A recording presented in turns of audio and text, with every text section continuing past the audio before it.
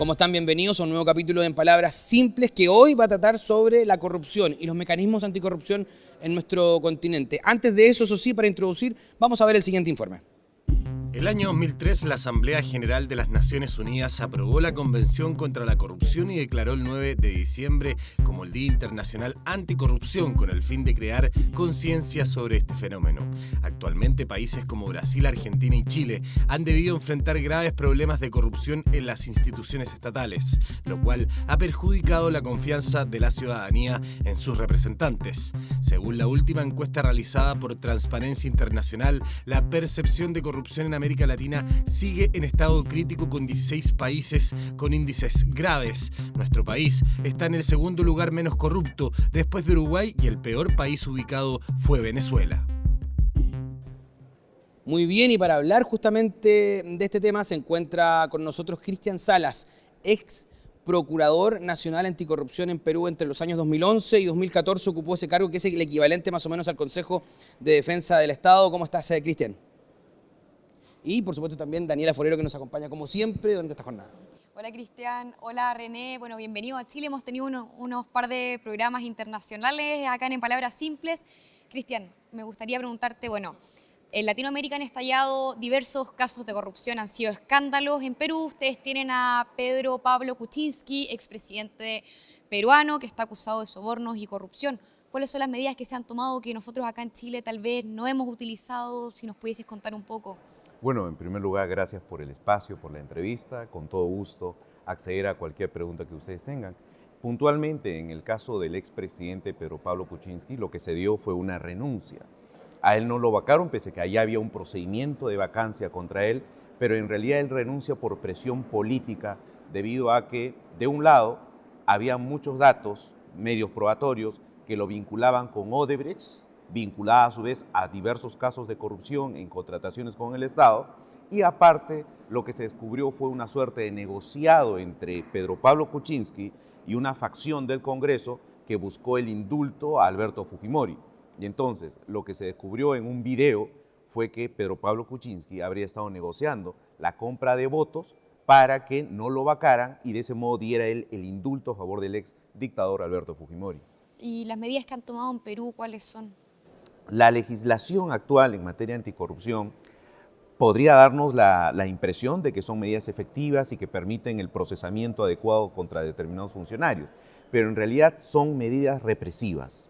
Y como bien sabemos, en materia de lucha anticorrupción, la represión ayuda en poco. ¿Por qué? Porque sigues metiendo mucha gente presa, pero los actos de corrupción se siguen desenvolviendo porque hay redecillas institucionalizadas. Entonces, tenemos redes de corrupción en la policía, en los ministerios de educación, de salud, en el poder judicial y demás, y tú puedes meter al corrupto detectado preso, pero la red sigue funcionando independientemente del nombre. Entonces de muy poco sirven las acciones represivas.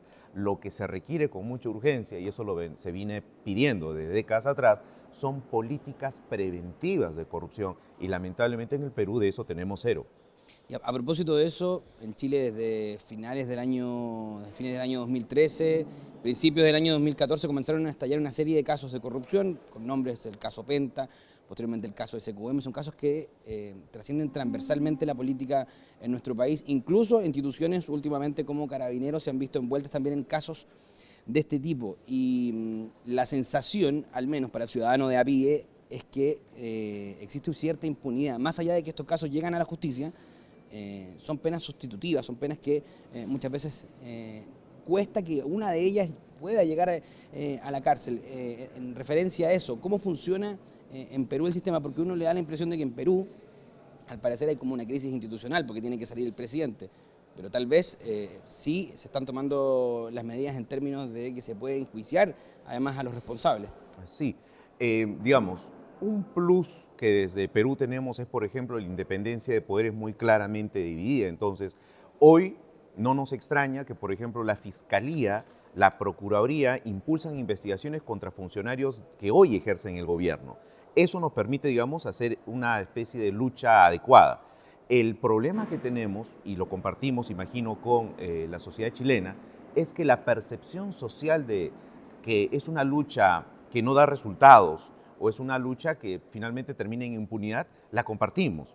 Y eso se debe a muchos factores. Imagino que en el caso peruano tenemos a diversos funcionarios de alto nivel presos porque las penas son bastante altas.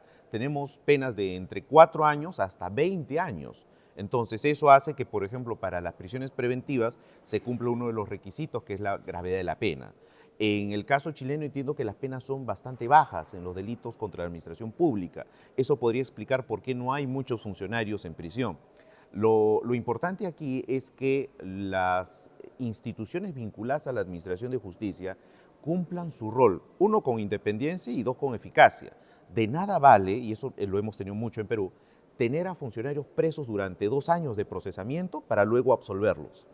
La sensación de la ciudadanía es, oye, pero si ya lo tenías preso, si ya lo tenías procesado, ¿por qué lo soltaste? Y es porque a veces se hace un mal procesamiento, no se consigue correctamente las pruebas y lo que tienen que hacer es soltarlo.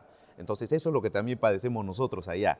¿Qué medidas tomar frente a ello? O sea, hablas de medidas preventivas también. Así es.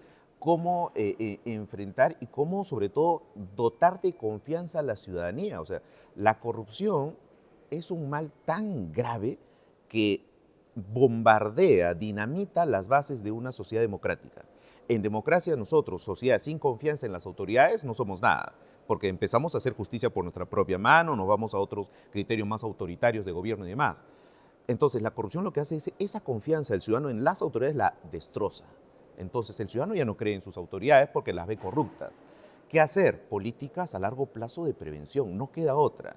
Y para eso, ¿qué tenemos que hacer? Atacar los factores de corrupción. Y el factor de corrupción no es la ley penal, no es que las penas son muy altas o demás, no. O sea, el corrupto sabe en el Perú que las penas son altas y los niveles de corrupción son atroces.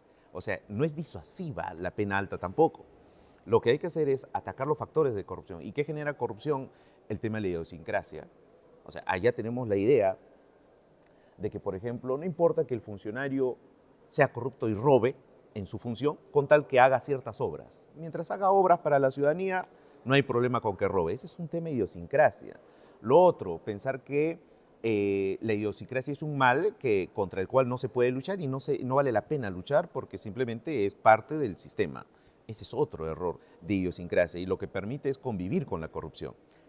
Tenemos que atacar esos factores sociales, culturales, económicos también y toda una reestructura estatal. Los funcionarios públicos están muy mal pagados allá. Cristian, pero ¿cómo podríamos atacar esos factores? Porque acá, por ejemplo, en Chile, delitos de corrupción, tenemos cohecho, soborno, fraude al fisco, malversación de caudales públicos y las penas, como mencionábamos anteriormente, son bajas, llegan hasta los 5 años. Entonces, ¿cuáles son los factores que tenemos que atacar específicamente, si no es endurecer las penas en la ley? Por ejemplo, en la dinámica estatal, ¿por qué se da tanto el peculado, la apropiación de los caudales por parte del funcionario? Porque no hay niveles de control. Nosotros en Perú tenemos una deficiencia a nivel de Contraloría, una O sea, falta institución. fiscalización. Así es, que fiscaliza el correcto manejo de los fondos del Estado. Como ese aspecto es débil, el funcionario no tiene quien lo controle, quien lo fiscalice y se apropie el dinero. Esa es una política, por ejemplo. Pero si los que fiscalizan son los mismos que producen corrupción. Hay que ver mecanismos de fiscalización de los fiscalizadores también. Claro, tomando en cuenta la idea que te decía de cierta impunidad, muchas veces quienes han participado en hechos de corrupción terminan nuevamente ocupando cargos públicos y se genera como una especie de una cierta suerte de desesperanza, como decir, bueno, al parecer esto queda completamente impune, al menos en el caso particular de Chile. Lo mismo tenemos allá, es decir, tienes una lucha anticorrupción liderada por gente vinculada a corrupción. Entonces eso a la ciudadanía obviamente le genera una sensación de desaliento, de desesperanza. O sea, ¿cómo vamos a luchar con la corrupción si los que están gobernando están vinculados a corrupción? Incluso hoy, a partir del caso Lavallato a nivel internacional, el caso Odebrecht, que ha contaminado a tantos países de la región, lo que vemos es un nivel de corrupción superior y más refinada. Ya la corrupción no es aquella que se desarrolla al margen de la ley. Lamentablemente, con estas empresas brasileras que se agruparon criminalmente para beneficiarse con grandes contrataciones del Estado, lo que se apuntó fue, nosotros como empresarios brasileños vamos a llegar a las más altas esferas del poder para desde ahí moldear la ley a nuestros intereses. Es decir, ahora la corrupción busca actuar dentro de los márgenes de la ley, obviamente moldeando la legislación a sus intereses. Y eso es un nivel de corrupción superior y que, reitero, dinamita la base de un Estado democrático. porque utiliza el propio sistema para sobrevivir, para desarrollarse. O sea, podríamos, Entonces, sí. disculpa, ¿podríamos hablar de una epidemia en el tema de corrupción acá en los países latinoamericanos? Es que lo que ocurre es que jurídicamente la corrupción es un fenómeno criminal. Es un fenómeno criminal al igual que el tráfico de armas, la trata de blancas y demás. Bueno, una temática bastante contingente, lamentablemente, no solamente en nuestro país, sino que en toda Latinoamérica. Agradecemos por eso esta conversación interesante contigo, Cristian. Gracias a ustedes por la invitación y ojalá haya una próxima ocasión de acompañarlos. Y me despido también de ti, Daniela, de esta edición de En Palabras Simples. Me despido, René. Cristian, muchas gracias por acompañarnos en esta edición internacional de En Palabras Simples. Y a ustedes los dejo invitados para que sintonicen nuestros programas de En Palabras Simples y las otras notas que tenemos para ustedes en www.poderjudicialtv.cl. Nos vemos.